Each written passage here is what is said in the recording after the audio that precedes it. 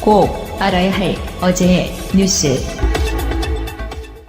충북 제천 화재 현장을 찾은 이낙연 국무총리는 비통한 표정을 감추지 못했습니다.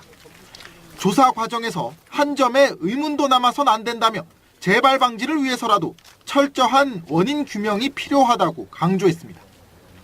또 진압과 구조 과정에서 대응이 적절했는지도 따져봐야 한다고 말했습니다. 그것이 정부의 잘못이건 민간의 잘못이건 간에 잘못은 잘못대로 규명을 해서 책임을 물어야 할 것입니다. 다만 이 과정에서 일선 소방관들의 헌신이 평가절하되는 일은 없어야 한다며 상처받지 않도록 각별히 살펴줄 것을 주문했습니다. 원인조사나 문책과 별도로 현장에서 목숨을 걸고 진화와 구조를 위해 노력하시는 일선 소방관들의 헌신적인 노력에 대해서는 정당한 평가를 해야 한다고 생각을 합니다. 이 총리는 희생자 빈소를 찾아 조문하고 부상자들이 입원한 병원에 들러 위로를 전했습니다. 희생자 장의 절차에 최대한의 예를 갖출 것을 주문하고 유가족에게 도움을 줄 수 있는 방안도 강구하라고 지시했습니다. 검찰이 국정원 특수활동비를 상납받은 혐의를 받는 박근혜 전 대통령 조사를 위해 이번 주 구치소를 찾아갑니다. 검찰은 교정 당국과 협조해 서울구치소에 임시조사실을 마련하는 등 조사를 위한 실무 작업 준비에 들어간 걸로 알려졌습니다. 조사는 해당 수사를 담당하는 부장검사가 직접 맡을 예정입니다. 국정원 자금 유용 혐의를 비롯해 조사 대상이 적지 않고 박 전 대통령의 건강 상태 등을 고려할 때 조사는 몇 차례에 걸쳐 이루어질 가능성이 있습니다. 박 전 대통령에 대한 구치소 방문 조사는 지난 4월 검찰 특별수사본부가 국정농단 사건으로 5차례 조사한 이후 처음 이루어지는 것으로 자신의 재판마저 보이콧한 박 전 대통령이 조사에 응할 가능성은 크지 않습니다. 하지만 이미 국정원 돈을 받아 전달한 안봉근, 이재만 전 비서관과 공범으로 적시됐고 당시 국정원장들이 청와대에 돈을 건넨 사실을 인정한 만큼 조사에 불응해도 추가 기소는 불가피할 전망입니다. 검찰은 최경환 의원에 이어 조윤선 전 정무수석 역시 국정원 돈을 받은 혐의로 구속영장을 청구했습니다.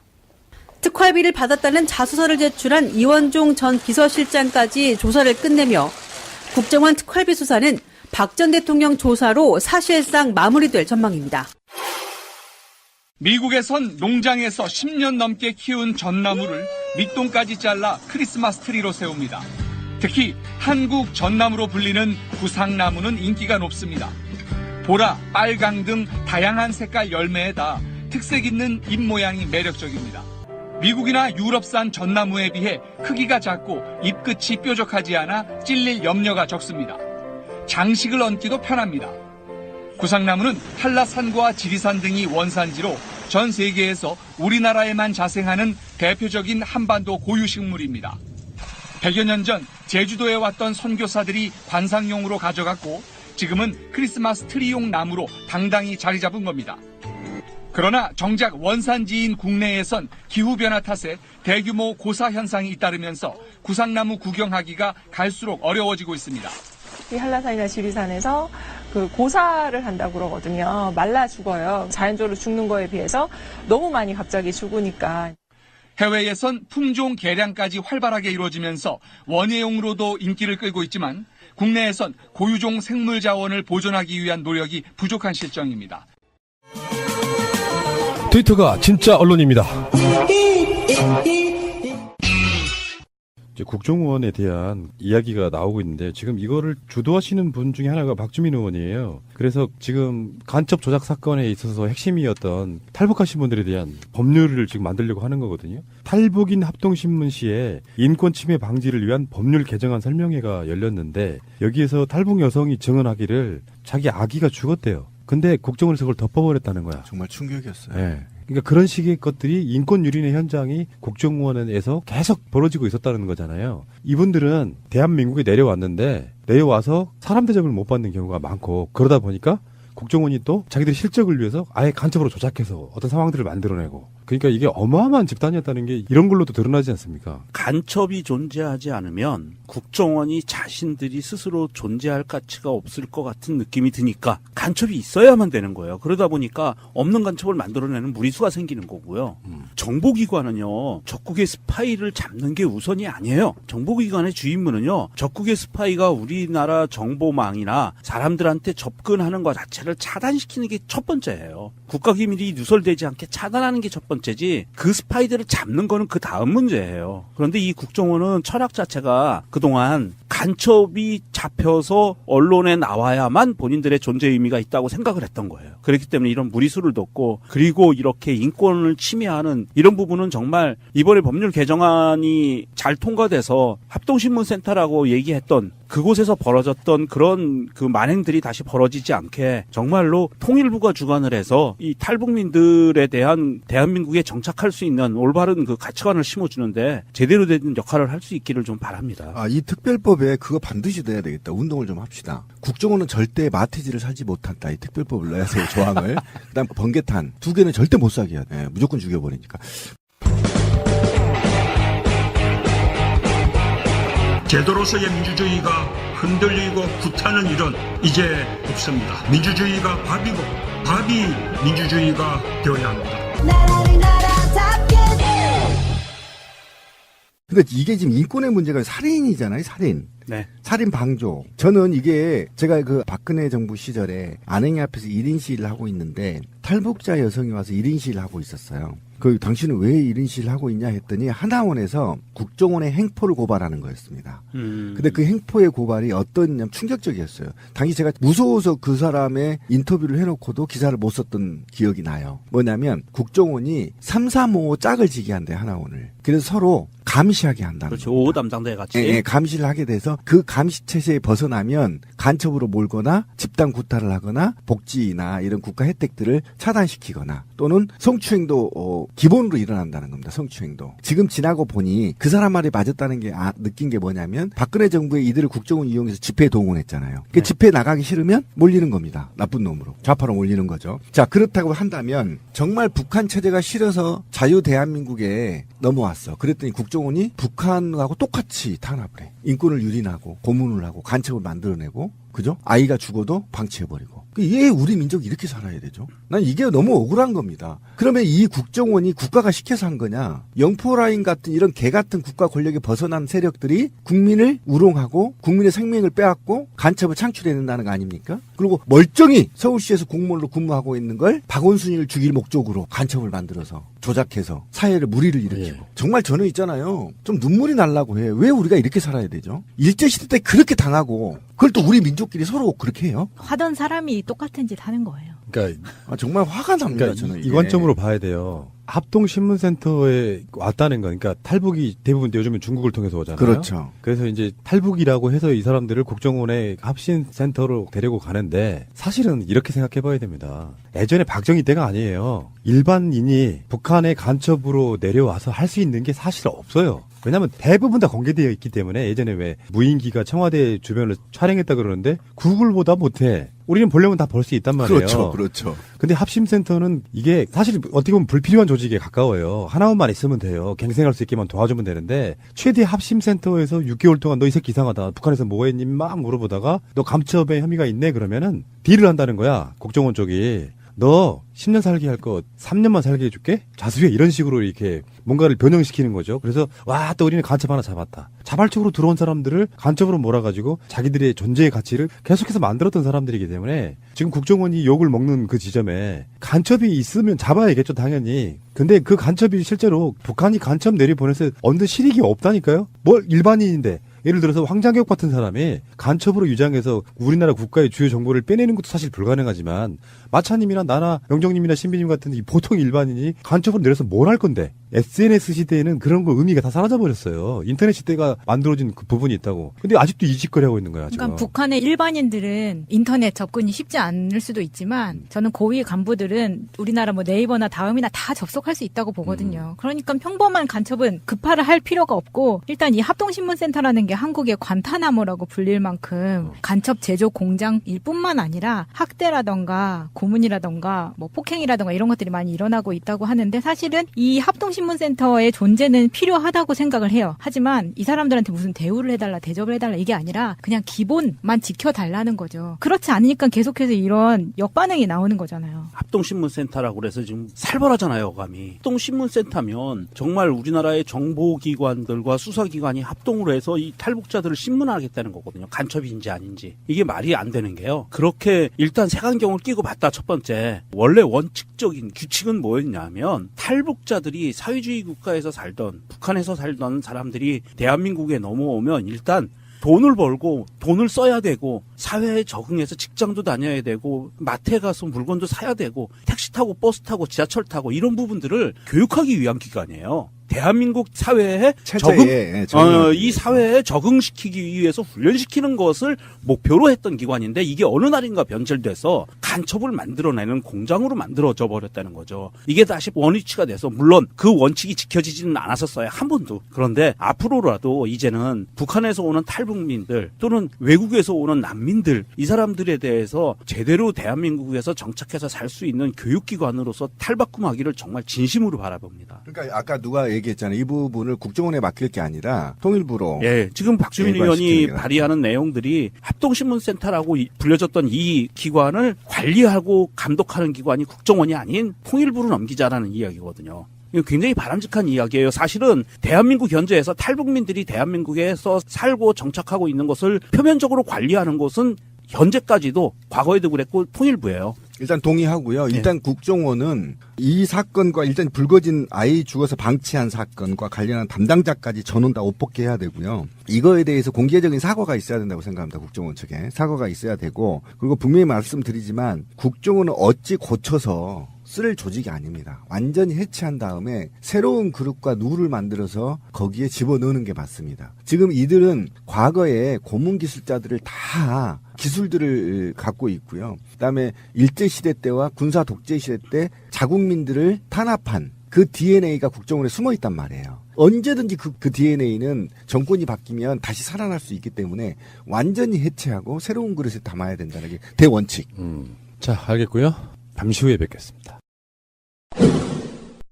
계속되는 북한 관련하는 건데 이제 언론에서 이런 얘기가 나왔어요. 근데 상당히 공감이 좀 되는 부분이 있더라고요. 북한이 화성 15 재진입 성공 시에, 그러니까 미국으로 멀리 날려보내는 기술이죠. 그렇죠. 성공 시에 핵의 완성으로 보고 거기에 대해서 이제부터는 미국과 본격적으로 협상할 가능성이 있다. 뭐 이런 식의 보도가 나왔어요. 사실 이것은 북한이 갖고 있는 핵무력 완성에 대한 시나리오예요.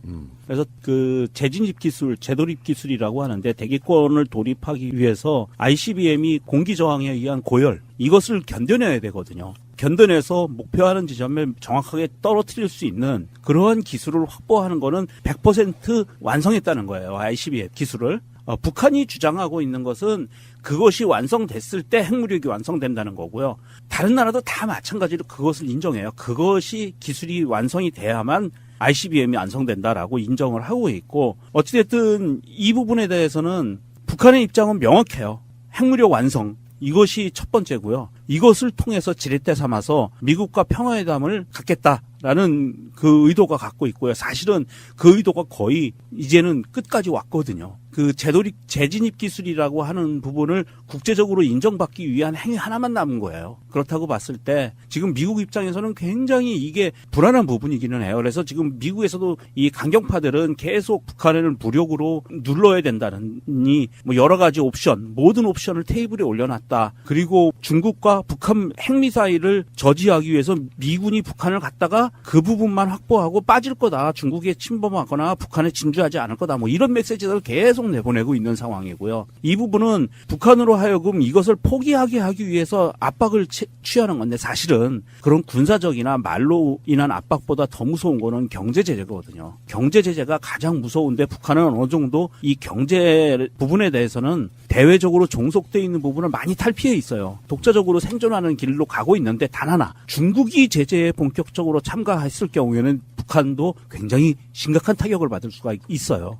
그래서 지금 현재의 모양새는 중국이 미국과 같이 경제 제재에 동참하고 있는 그런 모양새로 점점 가고 있고 만약에 이 상황에서 북한이 다시 한번 ICBM이나 핵을 실험을 한다고 했을 때는 중국이 본격적으로 제재가 들어갈 수가 있어요. 그렇게 됐을 경우에는 북한이 사실은 감당하기 힘들거든요. 그래서 제가 봤을 때는 북한은 다시 한번 그거를 가까운 시간 내에 특히 이 평창올림픽 기간까지는 무모하게 핵이나 미사일을 발사하는 실험을 하기는 어렵다고 봐요. 그 기간이 한참 지나고 나서 키리졸브도 연기되고 해서 4월, 5월 이후가 된다면 할 수도 있는데 그때가 되기 전에 문재인 대통령이 주장하고 천명했듯이 그 이전에 대화의 자리가 만들어지면 사실은 거기까지 갈 이유가 없다는 거죠.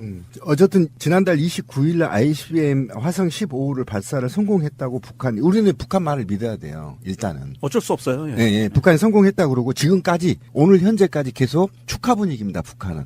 근데 왜 북한이 화성 15호 성공을 선언하고 그리고 북한 온 나라가 다 축제 분위기일까요? 저 이거 질문을 던지고 싶어요. 이제 외국에 특히 이제 그 외국이라고 얘기하기는 그렇고 북한 인민의 입장에서 보면 미 제국주의로부터 위협을 받지 않을 수 있다 이제는. 그렇죠. 핵강국 이 핵강국을 이미 선언했고요. 선언한 거나 마찬가지입니다. 이제 국제적 선언만 남아 있고요. 그러면 지금 북한이 이 핵강국을 선언한 이후에 무엇을 원하냐면 경제강국입니다. 또 이 차례. 그러면 이제 더 이상 북한에서 국방비를 혁명적으로 줄이겠다는 거예요, 지금. 그리고 혁명적으로 줄이고 그 국방비를 경제 발전에 투입해서 남한을 20년 안에 따라잡을 수 있다고 공언하고 있는 겁니다. 그죠? 그러면 우리가 제재를 한다고 해서 이 중국하고 북한은 굶어 본 사람들이에요, 수년간.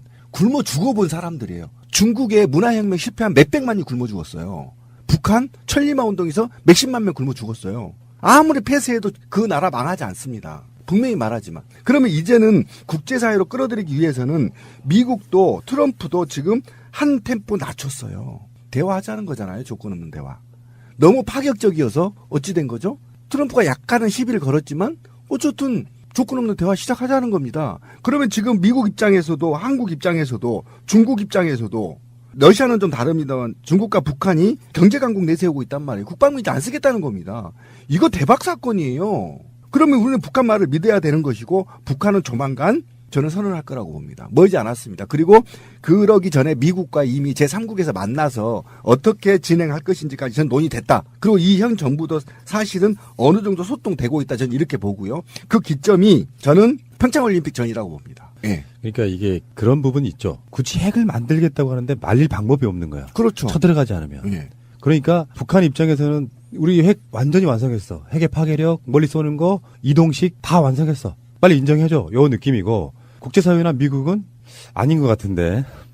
이게 아직은 부족해. 이게 좀 이상한 프레임이긴 해. 선례를 남기면 안 된단 말이에요. 각종 나라들이 핵무기를 개발해가지고 뭐 이렇게 저렇게 하다가 결국은 핵무기 존재를 인정해주는 척하면서 뭔가 협상을 하게 되는 선례를 안 남기려고 미국 입장에서는 그냥 개무시로 가는, 그러면서 계속 욕을 해야 되는, 세계 평화가 뭔지 알아 이 새끼야 막 해야 되지만 만드는 건 방법이 없어요. 쳐들어가지 않는 건 방법이 없는 거야. 근데 사실은 완고하게 남한이 버티고 있기 때문에 전쟁을 함부로 못 하는 거예요. 근데 미국의 일부 매파들이 저 그냥 쏙대만 만들어 버리고 그냥 핵무기 탈취해 옵시다 이렇게 해도 문재인 대통령이 지금 한반도의 운전자로서 못 들어와, 너는 못 타, 너는 탈 수 있어, 뭐 이런 식의 조절을 하고 있는 거라고 보면 어찌 됐건 간에 아까 평창도 이야기하셨지만 진짜로 하늘이 덮고 있다니까. 평창이라고 하는 정말 좋은 소재가 있어요. 그러니까 이게 핵무기로 국제 제재가 엄청 막 널려 있는 상황에서 북한이 못 이기는 척 평창 올림픽 참가하게만 해줘도 사실은 북한이 평창 올림픽 참가할게라는 말은 뒤집어 생각해 보면 핵무기를 만든 나라로서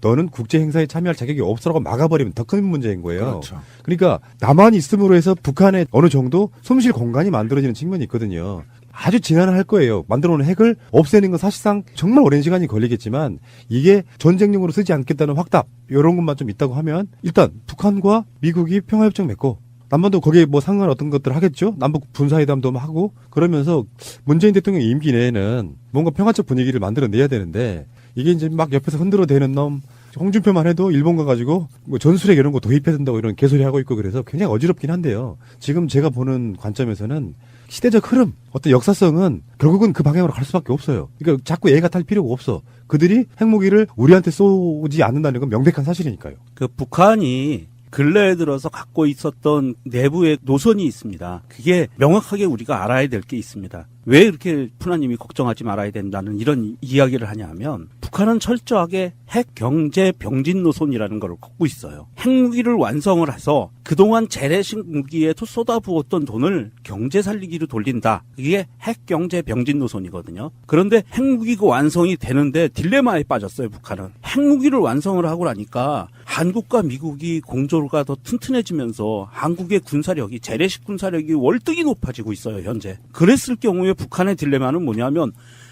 핵하고 상관없이 재래식 무기에 또 투자를 해야 되는 딜레마가 빠진 거예요. 그러면 경제에 돌아갈 돈이 그만큼 부족해지는 거고 병진 노선을 포기해야 되는 그런 치명적인 결과가 와요. 이 사회주의 국가에서 국가의 기본 노선 자체를 포기한다는 거는 자기의 정치 생명을 포기하는 거거든요. 그런다고 봤을 때 북한에서는 지금 굉장히 큰 딜레마에 빠져 있어요. 지금 이 상태대로 계속 강공을 펼쳐나가면 자기들이 원하고 있는 핵경제 병진 노선을 포기해야 되는 상황이 올 수도 있는 급박한 상황이 왔고요.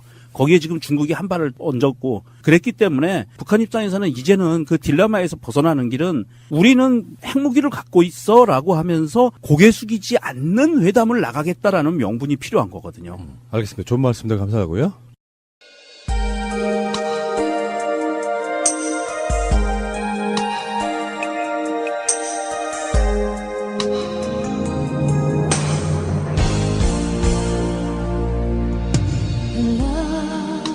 간만에 기차 여행을 하다 책자를 봤더니요. 12월 연말 모임을 위해서 건배사, 이 정도면 훌륭하지 않을까라는 코너에 아주 다양한 건배사가 올라와 있었어요. 애교가 통하는 김사원, 여기저기 여러분의 기쁨이 저의 기쁨입니다. 사이다. 사랑을 이 술잔에 담아 다 함께 원샷. 사람 좋은 신과장은요. 니나노, 니랑 나랑 노래하고 춤추자. 마취제, 마시고 취하는 게 제일이다. 회사가 곧 삶인 정부장은 비행기, 비전을 가지고 행동하면 기적이 일어난다. 오바마, 오래오래 바라는 대로, 마음먹은 대로. 그리고 프로 낙관러인 박대리는요. 너나 잘해. 너와 나의 잘나가는 한 해를 위해. 그리고 마돈나, 마시고 돈 내고 나가자. 엄마처럼 포근한 이 차장님은요. 박보검, 박수를 보냅니다. 올해 겁나 수고하셨어요. 또 있어요. 아이유, 아름다운 이 세상 유감없이 살다 가자. 자, 신입사원이라면 선창 이렇게 하시면 돼요. 잘 부탁드립니다. 그럼 후창 오냐? 네, 단합을 위한 회식이면요. 선창 함께 가면 후창은 멀리 간다. 동창회라면요. 선창 반갑다. 후창 친구야. 네, 그리고 회식의 마무리 건배에는요, 이렇게 하세요. 선창 99세까지, 후창 팔팔하게 살자. 네, 안녕하세요. 영화를 배우는 인문학 박기정입니다. 안녕하세요, 피디님. 예, 안녕하십니까. 안녕하세요, 마차님. 안녕하세요, 마차입니다. 안녕하세요, 한쌤. 네, 반갑습니다. 네, 어떠세요? 애교가 통하는 김사원에는 저는 마차님이 떠올랐는데요. 어떤 게 마음에 드셨어요? 건배사 해본 거 자체가 꽤 오래됐는데 네. 저 때만 해도 건배사를 제가 할 수 있는 서열까지 안 하셨던 것 같아요. 네. 근데 지금 신입사원이라고 그러셨잖아요. 사원. 네. 저건 부장님 정도 돼요. 아, 아니 애교가 통하. 뭐 본인이 CEO도 하신 분인데 그 이미지 가지고. 너무 귀엽잖아요, 우리 마차님. 아, 그리고 회사가 곧 삶인 정부장 이미지에는 왠지 우리 한쌤이 떠올랐고. 네, 딱 맞는 것 같습니다. 오바마가. 오바마. 네. 괜찮을 것 같아요. 이런 거 하나씩 갖고 있으면은 선창하고 후창하고 즐겁잖아요. 이제 연말이니까. 이런 거 엄청 좋아했는데 저 건배사 이런 걸 좋아한 게 아니라 네. 모임 다 끝나고 나면 외치는 구호가 있는데 네. 이게 그냥 무슨 말로 하는 게 아니고요. 박수 짝짝짝 뭔 말하고 뭐 아이 하고 막 하는 그 이게 있었어요. 근데 그게 굉장히 사람들 좋아하는 네. 마지막 헤어질 때 그게 한 1분 정도 돼요. 대사가 박수 치고 소리 지르고 네. 대사하고 또 박수 치고 박자 맞추고 막 이게 있는데 다 벌써 다 까먹었는데. 저는 건배사 하나를 네. 지금도 기억나는 게 네. 그 친구 사단장 취임식에 가서 건배를 하는데 이런 걸 했어요. 위하여 맞아요. 근데 위하인데 위. 예, 그다음에 하, 아. 여. 아. 예, 그렇게 하더라고요. 그래서 하나 배웠습니다. 괜찮네요. 500원. 위, 하, 여. 아, 여러분 감기 조심하세요. 제 목소리 너무 섹시하죠? 아니, 저 지난주에 김장 다녀왔는데요. 정말 이 김장이 쉽지 않은 것 같아요. 같은 자세로 너무 오래 앉아 있으니까 이게 막 몸살이 나는 것 같아요. 그때는 모르고 이제 막 형님하고 같이 하니까 막 버무리잖아요. 끝나고 병원 갔더니 수액 맞으시는 주부님들이 이렇게 많구나. 여러분 김치 드시면서 어머니의 고마움을 느끼셔야 될 것 같아요. 피디님? 예, 알겠습니다. 네, 알겠습니다. 지난주 영화 시애틀의 잠 못 이루는 밤 못다한 얘기를 좀 나누고 갈까 봐요. 저는 방송 들으면서 좋은 사람 만나기를 기도해야지 그런 생각을 좀 했었거든요. 네. 아직도? 뭐 인생은 그런 재미로 사는 거예요. 꿈을 잃어버린 사람은 어떻게 젊다 할 수 있겠습니까? 80까지도 90까지도 그런 꿈은 있어야죠. 저는 말을 하고 싶으나 후환이 들어와서 말 못하겠습니다. 듣고 계시죠? 네, 너무나도 성실하게 들어서. 사모님 제가 잘 감시하고 있습니다. 아니, 제가 한 말의 의도는요, 우리 그때 이제 마차님하고 얘기를 했었는데, 마차님이 그런 얘기를 했었어요. 새날에서 항상 만나는 분들, 좋은 분들이었으면 좋겠다. 항상 만나는 사람들이 좋은 분들이기를 기도해. 이런 얘기를 했었거든요. 그래서 전 그 얘기한 거예요. 뭐, 언론적인 얘기긴 하겠지만, 내가 좋은 사람이 돼야 또 좋은 사람을 만날 수 있는 거 아닐까요? 그게 뭐 예전에는 이렇게 해주세요, 저렇게 해주세요, 이런 마음속에 희망사항이 있었다고 하면 지금은 좋은 사람만 만나고 싶어요. 이 생각이 들더라고요. 그게 스트레스도 덜 받고 상처도 덜 받는 길이라는 걸 알게 된 거죠.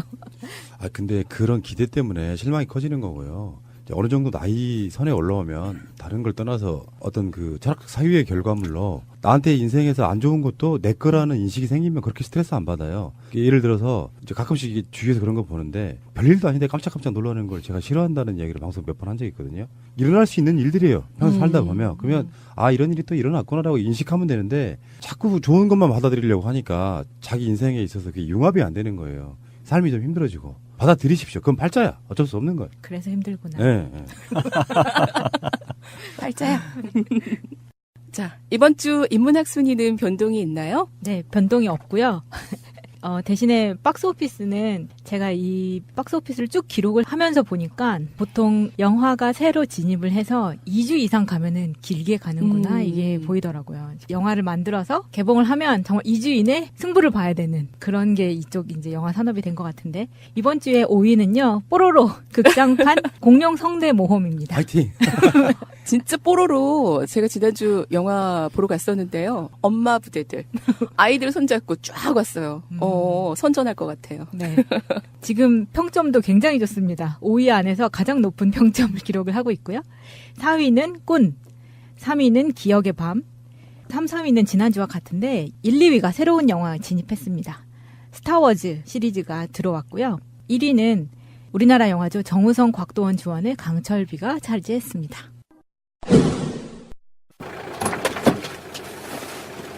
라면 먹을래요? 들어와요. 우리 헤어지자. 내가 잘할게. 헤어져. 너 나 사랑하니? 어떻게 사랑이 변하니? 헤어지자. 네, 영화로 배우는 인문학 영인아가 선택한 20번째 영화는요. 허진호 감독의 봄날은 간다입니다. 줄거리 함께 하시죠. 지방방송국 아나운서 겸 PD인 은수, 이영애는 음향 엔지니어 상우, 유지태와 소리 채집 여행을 시작하면서 가까워집니다. 은수의 집에 바래다준 상우에게 은수는 라면 먹을래요? 에 이어서 자고 갈래요? 까지 말하죠. 아파트에 머물게 된 상우는 정신없이 그녀에게 빠져듭니다.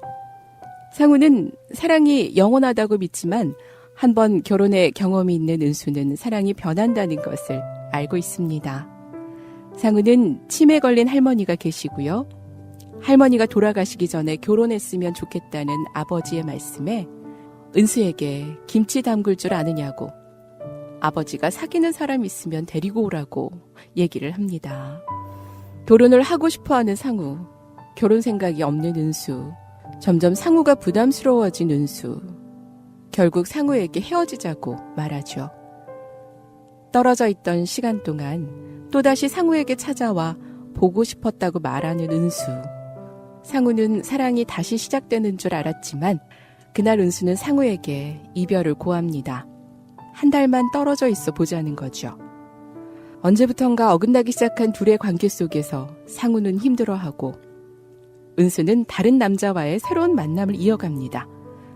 그리고 은수와 헤어진 후에도 은수에 대한 미련에서 벗어나지 못하고 그녀가 보고 싶어 서울에서 강릉까지 달려가 그녀의 집 앞에서 밤을 새기도 합니다.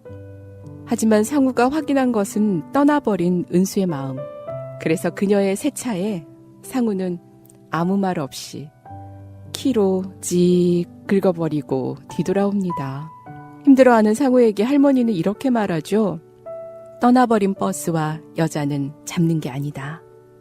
그리고 연분홍 치마 저고리 곱게 차려입으시고 양산 쓰시고 치매에 걸린 할머니는 집을 나섭니다. 할머니의 장례도 치르고 상우의 마음도 서서히 정리가 되고 있는데 벚꽃이 활짝 핀 어느 봄날 은수에게서 또다시 연락이 옵니다. 항상 직설적인 그녀는 아무 일 없었다는 듯 상우에게 다시 시작하자고 말하죠. 할머니들은 화분을 키우면 좋다면서 화분을 들고 왔습니다. 다시 시작한다 해도 사랑이 끝날 것을 이미 알기에 상우는 그녀가 준 화분을 돌려주며 그녀와의 이별을 고합니다. 그리고 그녀와의 추억이 담긴 은수의 허밍 소리가 담긴 테이프를 듣다가 녹음 장비를 챙겨 들고 보리밭으로 향합니다. 영화는 보리밭 한가운데서 볼이 흔들리는 소리를 녹음하며 조용히 미소 짓는 상우의 모습으로 마무리됩니다. 네, 영화 어떻게 보셨어요? 이렇게 상우의 봄날이 같네요. 서정적으로 8월의 크리스마스하고 너무 이게 물론 이제 감독이 같아서 그러겠지만 굉장히 마음에 울컥하는 좀 외쳐보고 싶은 그러한 마음을 느꼈어요. 제가 봤을 때는 이따가 제가 감독 이야기 다시 하겠지만 과장되지 않고 리얼리티가 살아있는 그런 영화라고 저는 보거든요. 과장하지 않고 일상생활에서 일어날 수 있는 이런 스토리들은 수도 없이 많을 거예요. 사람의 개수만큼이나 있을 사연들인데 공감을 하는 여러 가지 이유가 있을 거라고 생각해요. 이건 뭐 이혼녀, 뭐 총각, 법적으로도 윤리적으로도 아무 문제 없는 관계이잖아요. 근데 사람이 살면서 어떤 경험치로 쌓여있는 사람에 대한 신뢰, 사랑에 대한 믿음 이런 것들이 다 다르단 말이에요. 그러니까 이 영화에서 보여주는 것 중에는 전 그렇게 봤어요.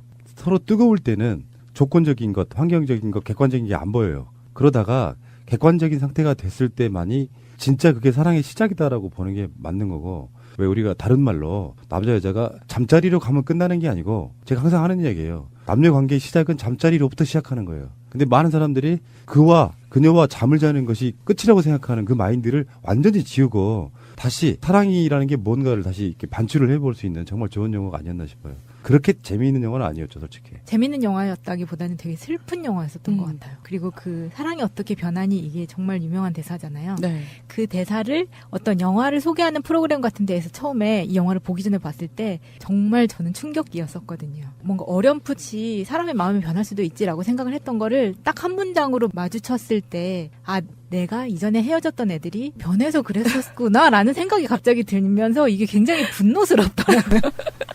사랑이 다 똑같았으면 좋겠어요. 어떻게 변하는가. 그러니까 내가 준 만큼 그도 나에게 주고. 그 남녀 관계라고 하는 게 굉장히 어려운 문제라고 보는데요.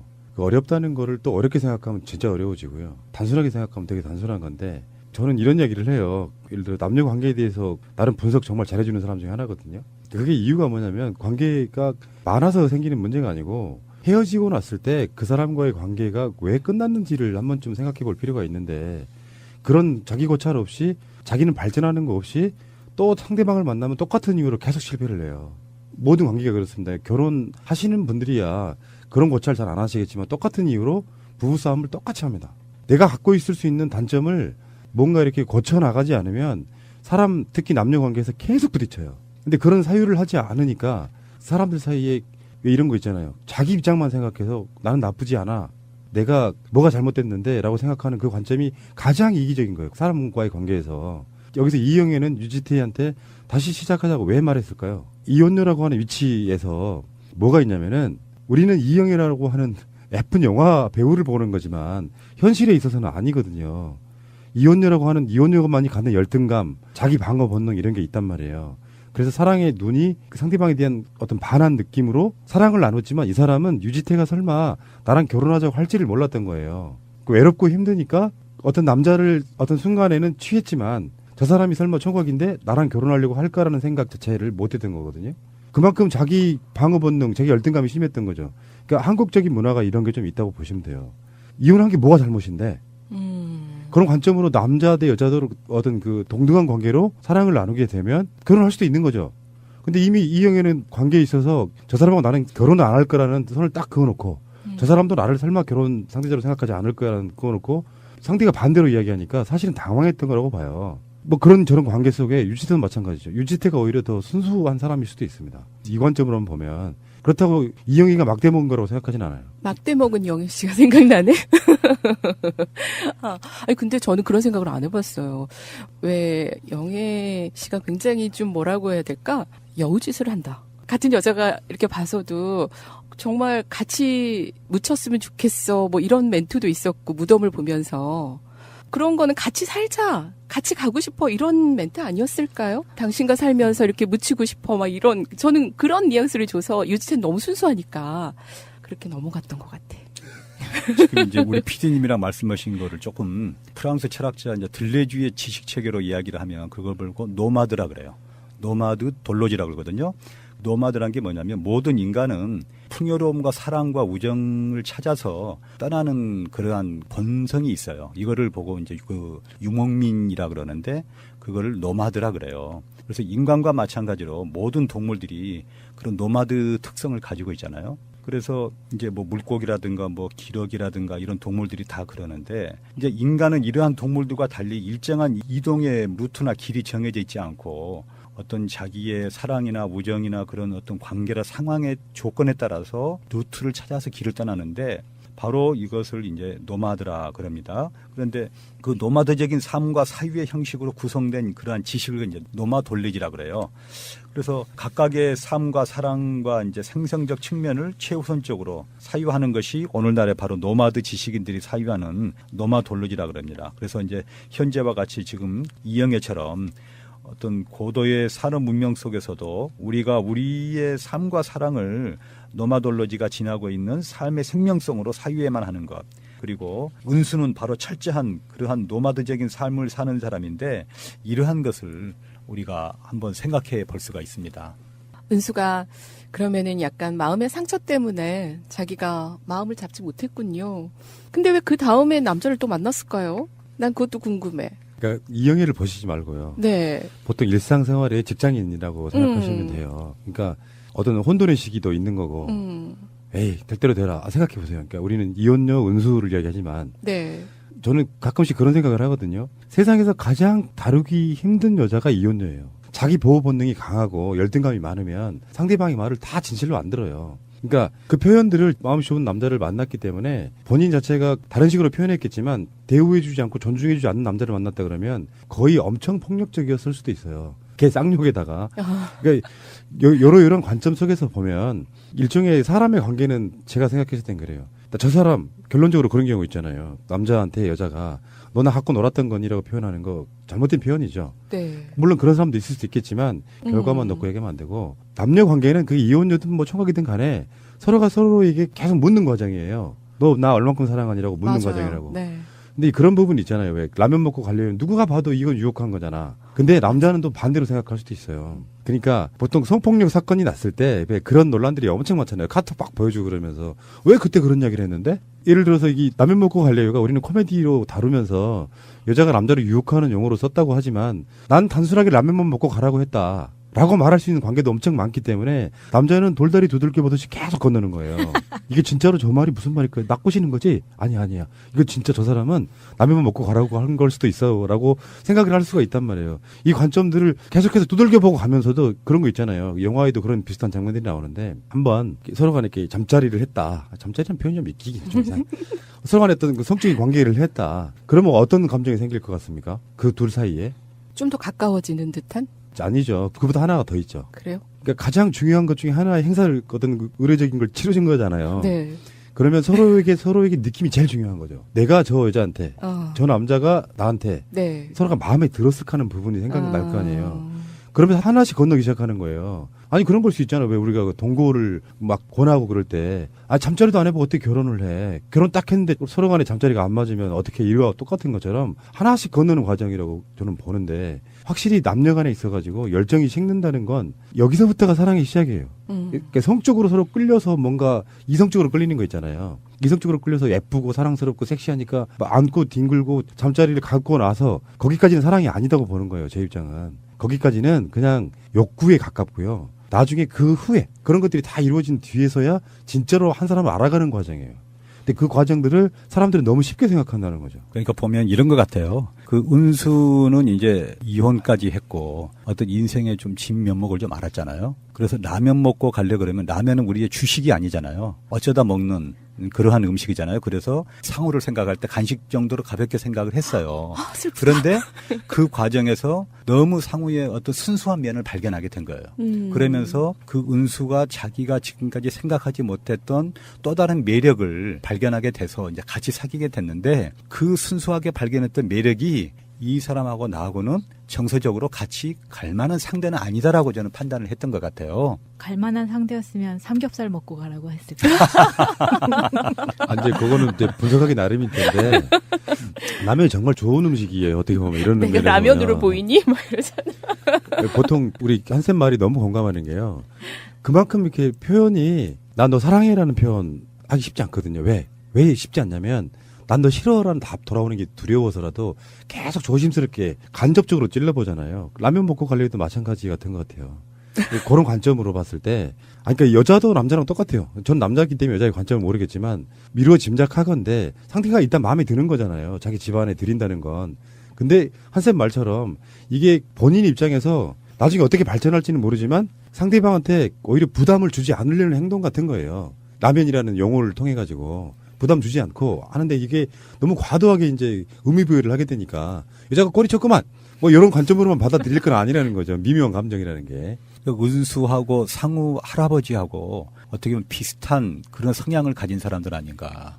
예, 상우와 할아버지도 본부인이 아니고 다른 부인이 지배를 찾아왔잖아요. 그런 거 보면서 상우가 받았던 그 상처를 어떻게 보면 그걸 은수가 다시 상우에게 넘겨주고 있구나. 은수 할머니와 상우? 그쵸. 아니, 은수 할머니는 이제 상우가 어머니에 맞아요. 대해서 나오지 않았지만 어렸을 때부터 할머니가 키웠던 것 같아요. 키워서 그러기 때문에 상우가 시리에 빠져서 있을 때 품속에서 사탕을 꺼내서 주잖아요. 맞아요. 예, 우리가 옛날에 할머니들이 좀 그러시잖아요. 그러면서 상우가 좀 심각한 얼굴을 할 때마다 할머니가 꼭 와서 위로를 해줘요. 그러니까 할머니의 그 남편으로 받았던 그 상처를 상우에게서 같은 어떤 느낀 거 아닌가.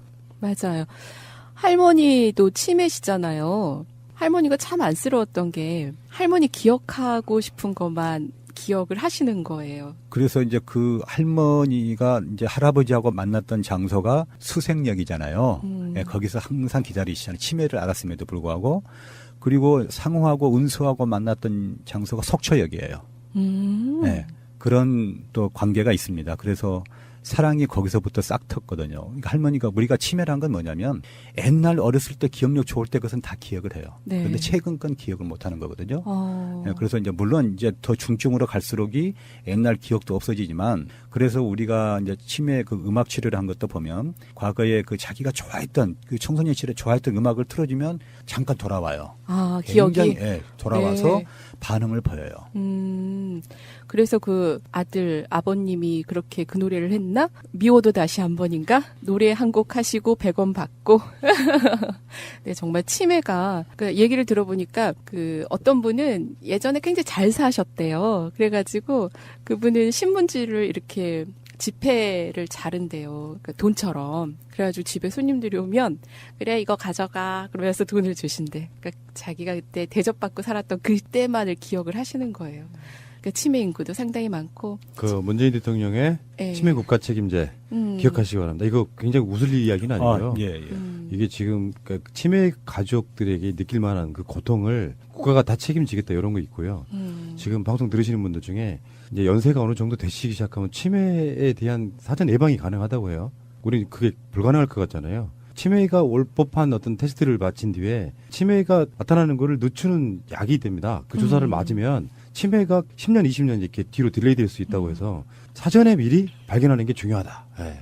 미리 가서 검사를 좀 받으셔야겠네요. 그래서 할머니가 하셨던 그 봄날은 간다 노래 있잖아요. 흥얼흥얼 하셨던 노래.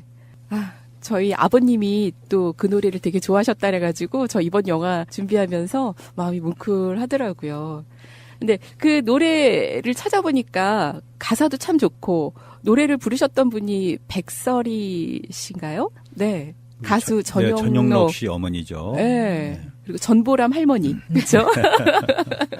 세대에 따라서 네. 가사가 너무 좋더라고요. 우리가 이제 연분홍 치마가 봄바람에 휘날리더라. 그렇잖아요. 네. 그 할머니가 봄에 떠나시잖아요. 연분홍 한복을 입고 떠나시는데 그 뒤에 이제 장례를 치르잖아요. 어떻게 보면 참 슬퍼요.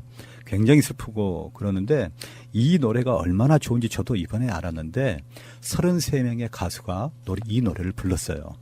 그래서 낭낭한 목소리가 구성지게 꺾여지는 백설이, 체념한 듯 스산한 목소리, 고달픈 여인의 투박한 삶이 느껴지는 한영애가 품어내는 데카탕스, 슬픔을 자극하는 조용필의 비음이 격발하는 주체할 수 없는 한, 너무 섬세해서 상처받을 것 같은 심수봉의 여린 가슴, 저 밑바닥에서 울리는 작은 떨림의 물결, 남성다움의 과잉으로 아픈 가슴을 감추는 배워의 그 잘난 허세, 깊은 사연을 가슴에 묻고 굵은 목소리와 가녀린 정서가 혼성을 이루는 문주란의 미묘함, 사라지는 것에 대한 장사에게 처절한 절규, 부드러운 실크 스카프가 날리듯 온몸을 감싸는 주현미, 전자 바이올린으로 애잔함을 느끼게 하는 조아람 등. 그러니까 이 비 내리는 호남선을 작사했던 솔로원 씨가 원래 화가인데 작사를 이렇게 했습니다. 그런데 한국 전쟁 이후에 1954년에 유니버설 레코드사에서 이게 첫 번째 작품으로 발표가 됐거든요. 그런데 이게 백설이 씨가 첫 데뷔곡이에요. 원래 이제 3절 가사로 만들어졌으나 녹음 시간이 많지 않아서 초판에는 1절과 3절만 같이 그 수록이 돼 있었고요. 6.25 전쟁 때 피난사리에서 부산 용두산 판잣집에서 어머니 사진을 이 솔로몬 씨가 걸어놨답니다. 그런데 그 연분홍 치마에 흰 저고리 입고 수줍게 웃는 사진인데 그 판자촌이 불났어요. 그래서 그 사진이 없어졌답니다. 그래서 그 황망한 마음을 이 솔로몬 씨가 이제 가사로 쓴 거죠. 그래서 봄날은 간다는 우리가 얼마나 그립고 슬픕니까? 또 김영랑의 모란이 피기까지는 그 시가 있잖아요. 보면 찬란한 슬픔의 봄을 봄날은 간다에서 나오는 것 같습니다. 그 혹시 이거 아세요? 우리 김영랑 시인 아시나요? 예, 김영란 시인이 강진이에요. 근데 이 강진인데 김영란 시인하고 그 세계적인 무용가, 북한의 무용가 최승희 씨라고 아세요? 네. 네, 최승희 씨하고 사랑을 했어요. 네, 사랑을 했는데 최승희 씨는 홍천이 집이에요. 고향이에요. 근데 동경에서 김영란 씨가 유학을 할 때 만나서 둘이 사랑을 했는데 그 김영란 씨가 건강이 안 좋아서 기국을 했어요. 그래서 강진에서 이제 병 간호를 이렇게 하고 있는데 어느 날 며칠 동안 방 안에서 누워서만 있다가 밖에를 나왔는데 봄이어서 나왔는데 너무나도 아름다운 꽃이 피었는데 모란이 핀 거예요. 근데 그것을 보고 최승희가 생각이 난 거예요. 그래서 그 모란이 피기까지는 최승희를 생각하고 쓴 거거든요. 그런데 이제 최승희 씨가 일본에서 돌아와서 김영란 그 생가를 갔어요. 갔는데 김영란 씨는 그때 집안이 좀 양반 집안이고 최승희 씨 집안은 좀 그런 집안이어서 결혼을 반대해서 울면서 갔다는 그게 실화입니다. 그러네요. 모란이 피기까지는 나는 아직 기다리고 있을 테요. 찬란한 슬픔의 봄을. 저는 아직까지 그 시를 암기하고 있습니다. 옛날에 그 우리 중고등학교 때인가요? 그 시험 볼 때 맨날 보면 그 시험 문제 나와서. 맞아요. 교과서에도 나오는 시죠. 네. 그 대숲 소리, 대숲에 가서 소리를 체록하잖아요. 그러니까 이 영화 자체가 굉장히 화면도 너무 예뻤던 것 같아요. 대숲. 그 대숲에 살던 분이 그 아주머니가 그런 말씀하시잖아요. 겨울에 바람에 그 대숲이 서로 부딪히는 소리를 들으면 마음이 스산하니 그런 걸 제가 어렸을 때 느꼈거든요. 우리 집 바로 뒤에가 대숲이 있었어요. 우리 집도요. 담양이세요? 네, 담양 아니래도 광주인데. 네. 그게 대나무가 특성 때문에 그래요. 잎사귀 있잖아요. 네. ip사귀가 굉장히 딱딱하고 날카롭잖아요. 그러니까 다른 나무 잎사귀들에 비해서 좀 세고 또 밀집되어 있기 때문에 따닥따닥 하는 소리가 이게 멀리서 들으면 마치 다른 숲에 비해서 소음이 좀 센 거죠. 그 바람이 불 때 나는 소리가. 대나무 숲 한 번도 안 들어가 보셨죠, 여러분들은? 영화에서만 봤어요. 네. 왜 이렇게 무술, 무협지 뭐 이런 데서 나타나는. 전남 담양의 중록원에 가시면 네. 그야말로 아주 장관을 이루는 대나무 숲을 볼 수가 있어요. 대나무는 중간에 많이 안 잘라주면요. 네. 나중에 들어가지도 못할 정도로 빽빽히 자라요. 빽빽히. 우리 어렸을 때 대나무 숲에 살았어요. 아예. 그러니까 친구들 꼬맹이들 불러가지고 이렇게 거기 아지트처럼 대나무 사이에 집도 짓고 막 그러면서 대나무에 대해서는 제가 좀 압니다. 저희 아파트 단지에도 그 산책로에 대나무 심어놨잖아요. 근데 이제 자라기도 전에 그 죽순인데 올라오면은 어르신들이 이렇게 잘라가나 봐요. 자르지 마세요. 이렇게 써놨던데. 쏴 하는 소리. 그러니까 그 정도 그 쏴 하는 소리 들으려면은 혹시 엄청 자라야 그 PD님 되는데. 대통술 잡숴보셨어요? 당연히 먹어봤죠. 아, 그러셨어요? 이 동네도 그거 파는 집 있어요, 지금도. 대통술 이만한 큰 거요. 네. 아, 그래요? 네. 우리 어렸을 때는요, 그 대나무를 가지고 스키도 다 만들고 그랬어요. 썰매 밑에도 대나무를 밑에 받쳐가지고 미끄러지게끔 하고 그걸로 별걸 다 해먹었었죠. 근데 여기서 나오는 상우가 그 음향 엔지니어 이거잖아요. 네. 소리가 주는 그 효과라는 게 실제로 왜 이 사람은 방송이나 이런 데서 사용하는 그 소리를 채집해야 되는 기술자고 은수는 PD잖아요. 네. 근데 이 관점에서 봤을 때 사실은 왜 우리가 그 음향 소리를 전문적으로 내는 사람들 TV에 가끔씩 먼저 나오는 적 있죠. 막 어떤 소리는 어떻게 낸다. 네. 뭐 말소리 뭔 소리 이런 거 소리 내는 네. 거 있잖아요. 근데 소리가 주는 그 효과라는 게 제가 이 라디오 팟캐스트의 PD를 하다 보면 느끼는 거예요. 눈으로 보이는 것보다 소리가 훨씬 더 정확해요.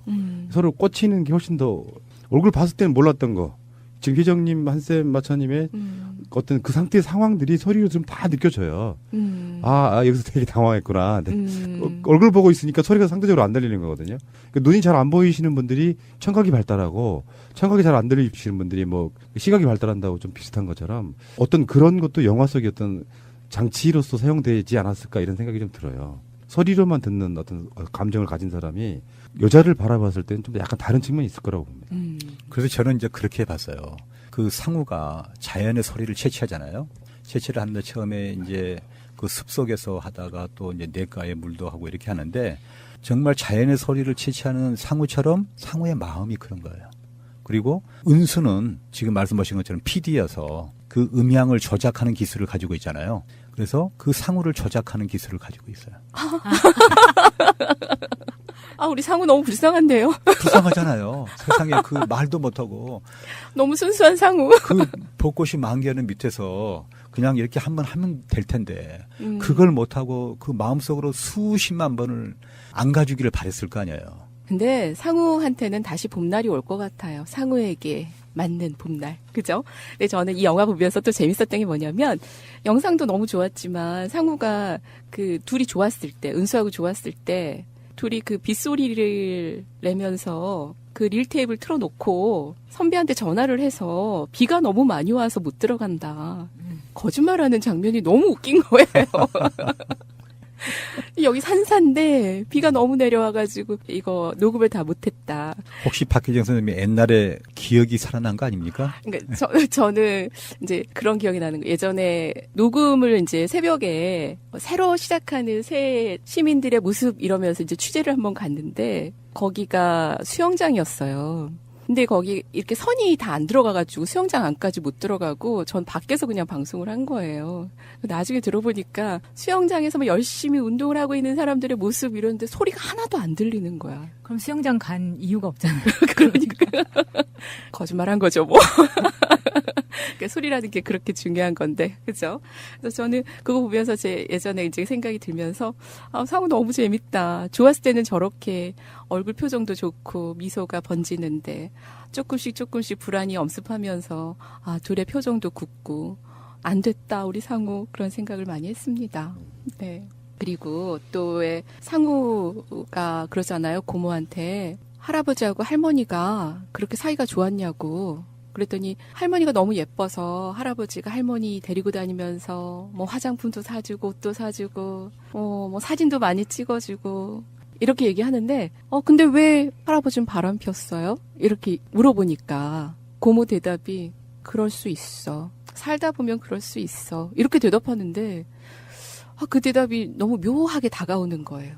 살다 보면 그럴 수 있어. 그런가요? 그렇죠. 이제 뭐 살다 보면 뭐 우리가 봤을 때는 저런 아내를 두고 어떻게 바람을 피우느냐 이렇게 생각할 수 있는데 그건 뭐 각자 다 틀리겠지만 저는 충분히 이해가 가요. 이해가 가세요? 옛날에 우리 어머니가 지금 그 우리 집사람하고 만나게 해주실 때도 선 봐서 그런 이야기를 하셨거든요. 제가 선 봐서 하나도 또 이만 하면 또 후환이 들어오는데 네, 하나도 마음에 든 구석이 없었어요. 그런데 이제 어머니가 전화를 했더니 아야, 너는 얼굴 예쁜 여자를 찾는지 몰라도 그런 부모 밑에서 성장한 아이는 틀림없다 그러신 거예요. 부부란 것은 정으로 사는 거지 인물로 사는 거 아니다 이러시더라고요. 그래서 그냥 진짜 했어요. 후환이 두려우실 것 같아요.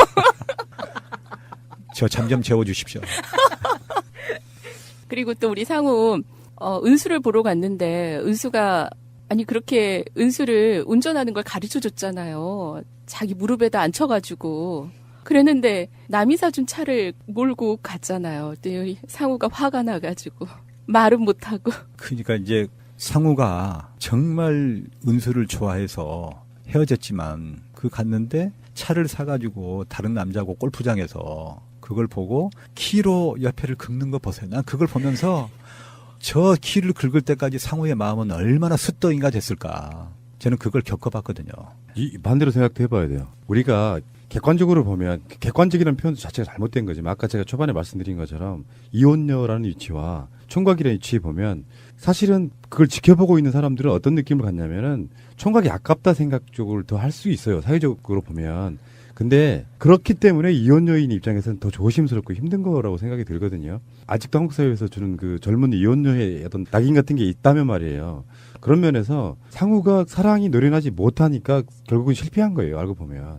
이게 상대방이 갖고 있는 특수성, 이혼을 왜 했을까라든지 아까 말한 것처럼 트라우마일 수도 있고요. 근데 그 사람을 구속하려고 하는 게 느껴지기 시작하면 사랑이 다 왜곡돼 버리는 측면이 있거든요. 그런 면에서는 아마추어인 게 죄인 거예요. 사랑을 만드는 데 있어가지고 상대방이 무엇이 잘못된 것이고 뭘 더 힘들어했다는 것들을 인식한 상태에서 더 이렇게 섬세하게 케어를 해야 되는데 넌 나랑 잤으니까 내 거야. 여러 관점으로 가기 시작하면 만약에 이혼녀 입장에서 그런 것들이 싫어서 이혼했다면 그 많은 남자들 중에 한 명일 뿐인 거예요. 그러니까 우리들은 지고지순하게 그 여자를 사랑해주면 되지 뭐 사랑하기 때문에 구속하는 거다라고 퉁칠 게 아니라 정반대로 봐야 된다는 거죠. 저 사람이 싫어하고 힘들어하는 게 뭔지를 보면서 정말 구속하고 싶어도 천천히 그걸 케어할 수 있는 정도의 노련함이 필요한데 총각인 이 아마추어는 그 아마추어스러움 때문에 사랑이 실패한 거예요. 이 관점으로도 한번 봐야 된다고 생각해요. 네, 제 과거를 다 이야기해 주신 것 같아요. 맞네요. 네. 2001년 영화잖아요. 근데 이때만 해도 말씀하신 대로 이혼녀의 위치라는 게 지금 상우한테 적극적으로 연애를 할 수 있는 그런 게 아니었다고 봐요. 지금 한 17년 정도 지난 지금은 확실히 분위기가 정말 많이 바뀌었다고 생각하거든요. 최근에 제 친구 같은 경우에는 30대 후반이 넘어가면은 결혼을 안 한 사람보다 이혼녀가 더 매력적이라는 이야기를 한 적이 있어요. 근데 저는 그 말에 공감을 좀 하거든요. 이혼도 할 수 있는 연기. 저는 그거 높게 삽니다. 실제로요. 자기 인생 못 사는 사람들 많아요. 그저 그렇게 어떤 상황 때문에 남들 눈치 보느라고 이혼도 못하지만 그래서 결혼 생활 행복하지도 않은 사람도 꽤 많이 있다고 보고요. 왜 저를 보고 얘기하세요? 피디님. 사회자니까. 네. 감독 얘기로 넘어가 볼까요? 네. 자, 허진호 감독. 우리가 지금 방송으로도 두 번째 다루고 있는 감독입니다. 8월의 크리스마스가 허진호 감독의 데뷔작이죠. 이게 1998년이었고요. 그 전에는 이제 뭐 원래 대부분 이런 과정을 많이 거쳐요. 조감독하고 그러면서 또 어떤 한편에서는 또 각본 한번 써볼래 해서 각본도 써보고 그 단편 영화도 하나 만들어보고 그러면서 그 과정을 거치면서 박광수 감독의 제자뻘 되니까 그러면서 이 허진호 감독이 이제 처음으로 만든 영화가 8월의 크리스마스. 그리고 그 다음 두 번째 작품이 바로 봄날은 간다인데요. 이게 영화적으로 보면 워낙 그 8월의 크리스마스에 대한 평이 좋았어요. 누구나 다. 그래서 3년 만에 그러니까 입봉한 지 3년 만에 다시 영화를 찍는다는 게 쉬운 게 아니에요. 영화판 제가 친구들도 꽤 있는데 요즘은 다 협찬 뭐 이런 것들이 안 달라붙으면 결국은 독립영화 찍어야 돼요. 영화 배우들 캐스팅하고 하는 부분들 인정을 받고 있는 사람이고 이제 최근에 와서까지 영화를 다 덕혜옹주까지 이야기를 하면 우리나라의 그 멜로 영화의 사실은 거의 거장 정도의 느낌까지 줄 정도예요. 근데 말하자면 아주 자극적이거나 이런 건 아니고 난 이렇게 봐요. 제도권 내 홍상수. 그 디테일한 감정들인데 홍상수 감독은 저비용으로 그냥 오다닥 찍고 튀는 이런 느낌이라면 뭔가 좀 영화의 캐스팅에 있어가지고 어떤 그 제도권의 보호를 좀 받는 감독.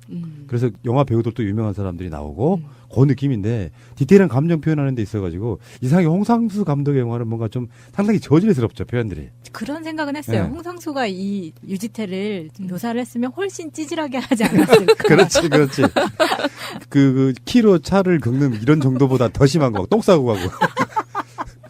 보통 사람의 그런 모양새라고 생각이 들고요. 어쨌든 허진호 감독의 그 영화들 중에 8월의 크리스마스하고 봄날은 간다. 그리고 행복 이런 영화도 유명했는데 그렇게 히트를 하지 못했죠. 다음에 진짜 중요한 건요. 이제 허진호 감독하면 왜 멜로의 대가다 이렇게 표현이 되냐면 8월의 크리스마스도 데뷔작이었는데 청룡영화상 작품상 수상했어요.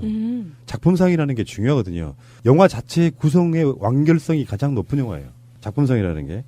다음에 3년 뒤에 봄날은 간다는 또 청룡영화상 작품상을 받았습니다. 그렇다 보니까 완성도가 높은 영화를 만드는 감독으로 굉장히 유명할 수밖에 없는 그런 거고 우리나라가 지금 요즘에 천만이 밥 먹듯이 들기 때문에 천만 영화에 대해서는 그렇게 많은 그런 게 없지만 실제로 이분 자체가 그렇게 막 빅히트시킨 대박 작품을 했다고 하기에는 좀 흥행성에서는 떨어지지만 저는 이렇게 봐요.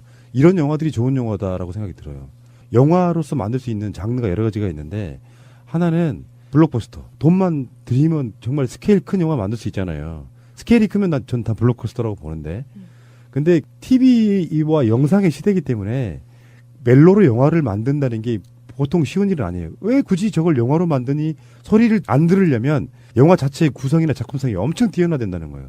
멜로가 영화에서는 가장 욕먹기 쉬운 장르 중에 하나인 거죠. 굳이 왜 이걸 영화로 보냐? TV 드라마로 보면 되지.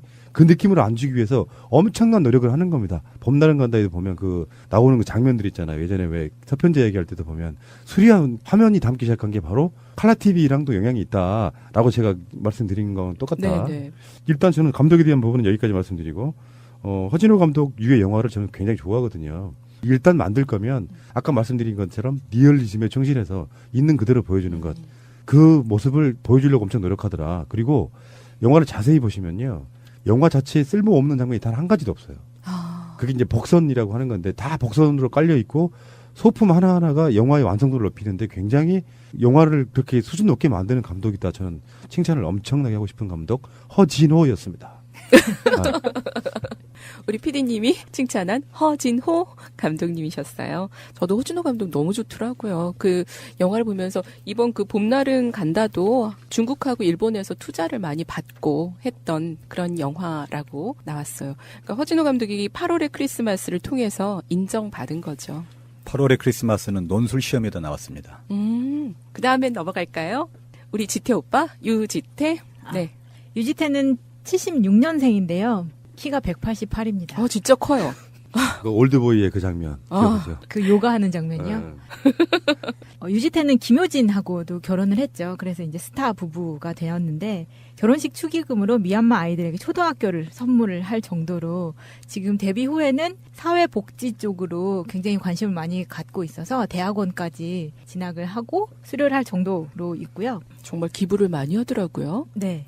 일단 월드비전 홍보대사로 오랜 기간 활동을 하고도 있긴 한데 IT 지진 피해라던가 미얀마 유치원 건축 후원, 아프리카 남수단의 학교 건축, 그리고 2011년 결혼식 때 축의금 전액을 미얀마 초등학교 건축을 위해서 기부를 하고, 결혼 1주년 기념일에는 미얀마 초등학교를 직접 방문해서 이제 확인까지 하고, 이렇게 해서 본인이 그 어떤 사회적으로도 다시 돌려주는 이런 활동을 본인이 굉장히 원한다고 해요. 그래서 사실은 올드보이에 가지고 있었던, 제 개인적으로는 올드보이의 인상이 너무 강해가지고 유지태를 볼 때마다 약간 섬찟한 게 있었거든요. 근데 그 이후에 지금 나오는 영화들은 최근에 드라마 중에서 굿와이프라는 게 있어서 저는 이 드라마를 굉장히 재밌게 봤는데, 여기에서도 약간 되게 냉철한 검사? 이런 역할로 나왔었거든요. 근데 그런 모습이 올드보이에서 보여주는 모습하고 그렇게 다르지 않았어요. 그러다 보니까 이 사람이 가지고 있는 어떤 이미지 자체가 조금 차갑게 느껴질 수도 있기는 한데, 그간 찍어왔던 유명했던 영화 중에서는 주유소 습격 사건에서도 되게 맞아요. 네, 같이 나왔었고요. 그리고 이 영화는 제가 굉장히 재밌게 봤었는데, 김하늘하고 같이 출연했던 동감이 있습니다. 동감에 나왔던 OST는 사랑보다 깊은 상처. 그 노래는 모르시는 분들이 없을 거예요. 지금 최근에는 꾼에서 현빈을 보러 갔다가 유지태에 빠져든다라는 평을 받고 있을 정도로 지금 박스오피스에서도 1위를 차지했던 영화가 꾼이었죠. 맞아요. 꾼에서도 냉철한 검사 역할을 했죠. 네. 냉철한 역할을 많이 했나요? 유지태의 이 영화에서 보여주는 모습과는 사뭇 다른, 그쵸? 그리고 저는 이영애를 준비를 했는데요. 47살, 초등학교 3학년 때에 1979년에 표준전과 모델로 데뷔를 했어요. 표준전과.